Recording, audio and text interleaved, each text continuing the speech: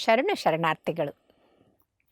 ಜಗದಗಲ ಮುಗಿಲಗಲ ನಿಮ್ಮಗಲ ಪಾತಾಳದಿಂದ ತತ್ತ ನಿಮ್ಮ ಶ್ರೀಚರಣ, ಬ್ರಹ್ಮಾಂಡದಿಂದ ತತ್ತ ನಿಮ್ಮ ಶ್ರೀಮುಕುಟ, ಅಪ್ರಮಾಣ ಅಗಮ್ಯ ಅಗೋಚರ ಅಪ್ರತಿಮ ಲಿಂಗವೇ ಕೂಡಲ ಸಂಗಮ ದೇವಯ್ಯ, ನೀವೆನ್ನ ಕರಸ್ಥಳಕ್ಕೆ ಬಂದು ಚುಳುಕಾದಿರಯ್ಯ ಅಂತ.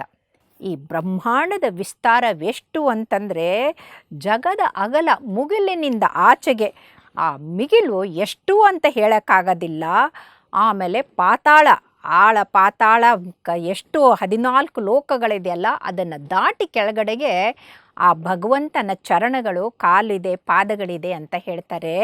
ಅಷ್ಟೇ ಅಲ್ಲ, ಬ್ರಹ್ಮಾಂಡದಿಂದ ತತ್ತ ಎಷ್ಟು ಕಾಸ್ಮಾಸ್ ತುಂಬ ಇರುವಂಥ ನಕ್ಷತ್ರ ಮಂಡಲಗಳನ್ನು ದಾಟ್ಕೊಂಡು ಅಲ್ಲಿವರೆಗೂ ನಿಮ್ಮ ಮುಕುಟ, ಶ್ರೀ ಮುಕುಟ ಇದೆ, ತಲೆ ಇದೆ ಅಂತ ಹೇಳ್ತಾರೆ. ಹಾಗಾಗಿ ಅಪ್ರಮಾಣ, ಅದು ಎಷ್ಟಿದೆ ಅಂತ ಪ್ರಮಾಣ ಮಾಡಿ ಹೇಳೋಕ್ಕಾಗಲ್ಲ. ಅಗಮ್ಯ, ಅದನ್ನು ಹೇಳೋಕ್ಕೆ ಸಾಧ್ಯ ಇಲ್ಲ.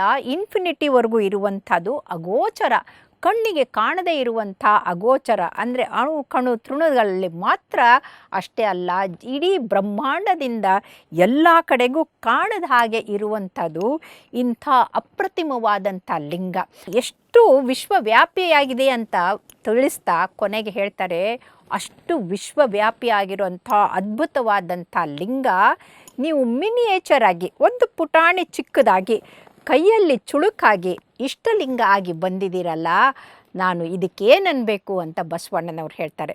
ಅಂದರೆ ಇಲ್ಲಿ ನಿರ್ಗುಣವಾದಂಥ, ನಿರಾಕಾರವಾದಂಥ, ನಿರ್ಮಲ ಭಗವಂತನನ್ನು ಬಿಂಬಿಸುವಂಥ ಸಾಕಾರವಾದಂಥ ಸಗುಣ ಮೂರ್ತಿಯಾದಂಥ ಲಿಂಗವನ್ನು ಪರಿವರ್ತನೆ ಮಾಡ್ತಾರೆ.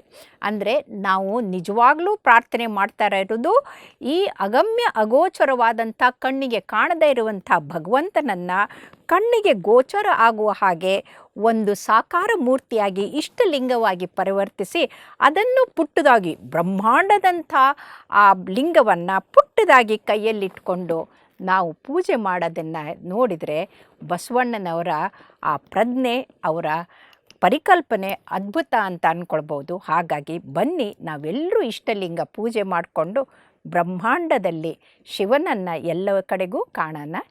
ಶರಣಾರ್ಥಿ.